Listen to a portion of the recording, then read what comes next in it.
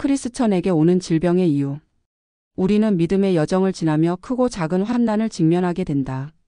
재정이나 관계의 문제, 직장이나 사업의 어려움 등 믿음의 단계가 깊어질수록 오히려 우리에게 닥치는 고난이 더 무겁게 느껴지기도 한다. 그 중 하나가 육신에게 오는 질병이다. 물리적 환경에서 오는 문제는 그 형태나 의지에 따라 해결 방안을 찾고 이겨낼 수도 있지만 육신의 질병은 나의 생각과 계획 아래 결정될 수 있는 것이 아니기 때문에 믿음이란 시험대에 올라 하나님의 저울에 달리게 되는 것이다. 죽음과 생명 사이의 직면에 놓일 때는 우리 인간의 믿음이 한없이 약해지고 두려움에 사로잡히기 쉬운 상태가 되기에 크리스천에게 오는 질병의 이유는 무엇인지 크리스천의 질병에 대한 인식과 극복, 믿음의 시선에 대해 살펴보고자 한다. 첫 번째, 잘못된 육신의 습관으로 오는 질병. 인간은 영, 혼, 육으로 구분되며 서로 유기적인 상호관계를 이룬다. 우리의 몸은 하나님께로부터 받은 성령의 전으로 우리는 몸을 주님의 성전으로 여기도 소중히 가꾸어야 한다. 그래서 건강을 위해 또한 바른 영성을 가지기 위한 거룩한 습관이야말로 내 영혼이 잘됨같이 범사에 잘되고 강건해지는 비결이기 때문이다. 너희 몸을 하나님이 기뻐하시는 거룩한 산 제물로 드리라 말씀처럼 크리스천의 건강한 식생활, 운동과 휴식, 마음의 평안 다스리기, 절제된 삶을 통해 항상 경건함을 유지하는 것이 크리스천의 건강 유지의 핵심이라 할 것이다. 과거 유대인들의 관습 중에는 긴 여정을 위해 집을 나서거나 여행을 떠날 때 자신이 먹을 음식을 싸가지고 다니며 어디를 가든지 자신의 음식만을 먹었다고 한다.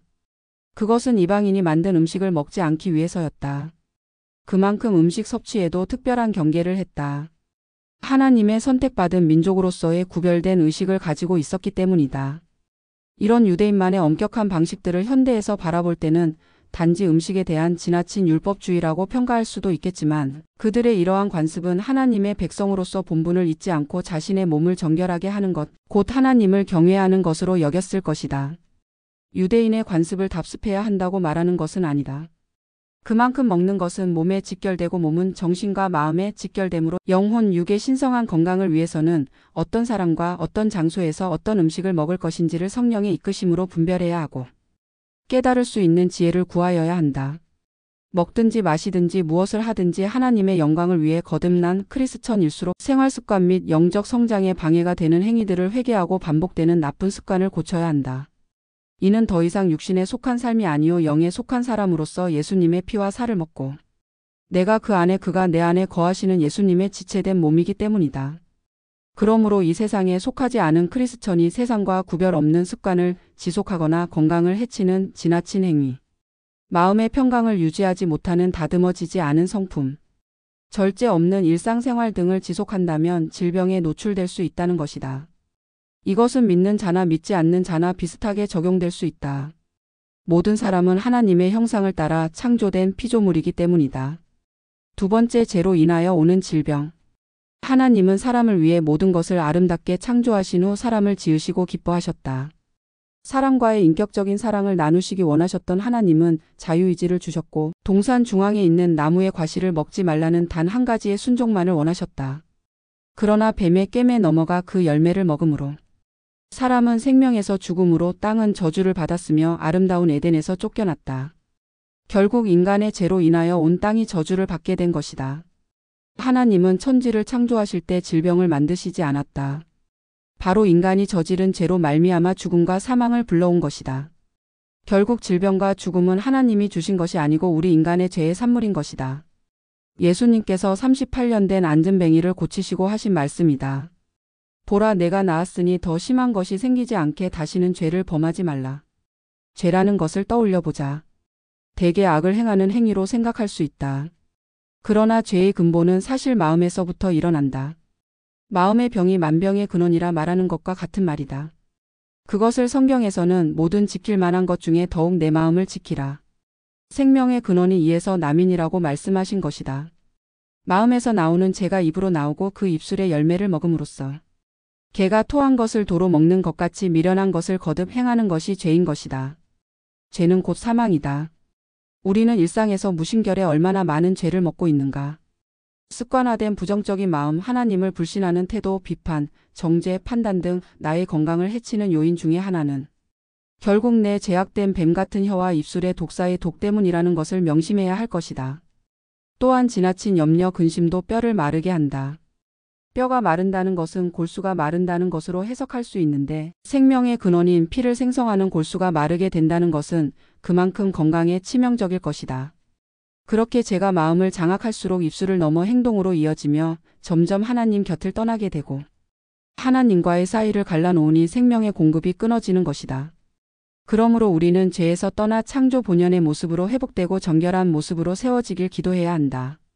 이는 그리스도 예수 안에 있는 성령의 생명의 법이 죄와 사망의 법에서 나를 해방시키기 때문이다. 사람이 떡으로만 사는 것이 아니요 하나님 입에서 나오는 말씀으로 사는 것이라 하셨듯이 육의 양식도 건강과 직결되지만 영의 양식, 즉 하나님 입에서 나오는 레마의 말씀을 먹어야 사는 것이고 건강을 유지할 수 있는 것이다. 여호와는 치료의 하나님이시다. 세 번째, 하나님께서 사용하시는 도구로서의 질병. 하나님께서 질병을 창조하시지는 않았지만 하나님의 영광을 나타내시기 위해 혹은 믿음의 시험을 위해 사명자를 부르시기 위해 질병을 도구로 사용하신다. 예수님의 지상 사역을 보자.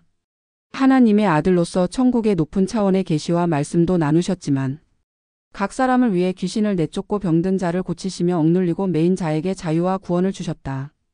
겸손과 낮은 모습으로 제자들과 함께 먹고 마시며 기쁨, 슬픔을 함께 나누셨고 온 인류의 속죄를 위하여 십자가의 고통까지 담당하셨다. 그리고 예수님은 부활하셨고 승천하시기 전 땅 끝까지 이르러 내 증인이 되리라고 말씀하셨다. 크리스천의 진정한 삶은 무엇일까? 예수님을 믿고 하나님이 주시는 축복을 누리면서 내게 행하신 놀라운 일들을 세워보는 것일까? 아니다. 예수님은 가서 모든 민족을 제자로 삼아 아버지와 아들과 성령의 이름으로 세례를 주고 내가 너희에게 분부한 모든 것을 가르쳐 지키게 하라고 말씀하셨다. 우리는 크리스천에게 질병이 오는 이유에 대해 앞서 살펴본 두 가지 요인, 습관, 죄에 대해 살펴봤다. 그러나 이것들에 해당이 안 된다면 그것은 당신을 성장시키기 위한 도구로서 사용하시는 것이다. 반드시 이 질병을 가지고 하나님 앞에 무릎 꿇고 나아가야 한다. 하나님께선 이 질병을 통해 믿음의 단계를 성장시키시려는 계획이 있기 때문이다. 하나님께선 예수님의 명령을 준행할 하나님의 일꾼들을 부르시는 다양한 방법 중 하나인 질병을 사용하신 것이다. 그러니 놀랄 필요 없다.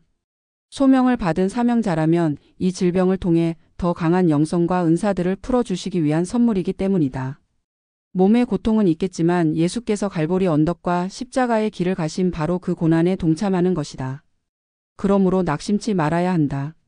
환난은 인내를, 인내는 연단을, 연단은 소망을 이루게 하기 때문이다. 이것은 우리가 더 강력한 하나님 나라의 군사로 빚어져 다른 이들의 유익을 위해 흘러보내게 하시려는 뜻이다.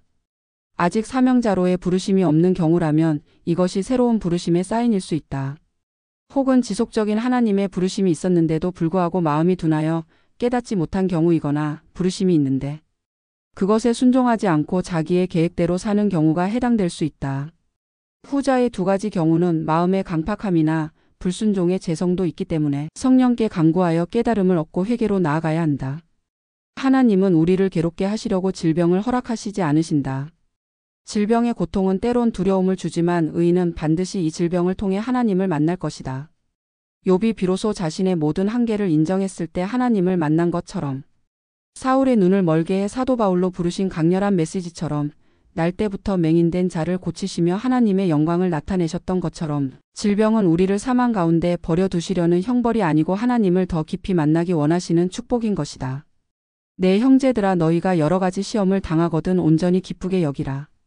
이는 너희 믿음의 시련이 인내를 만들어 내는 줄 너희가 알미라. 인내를 온전히 이루라. 이는 너희를 온전하고 구비하여 조금도 부족함이 없게 하려 함이라.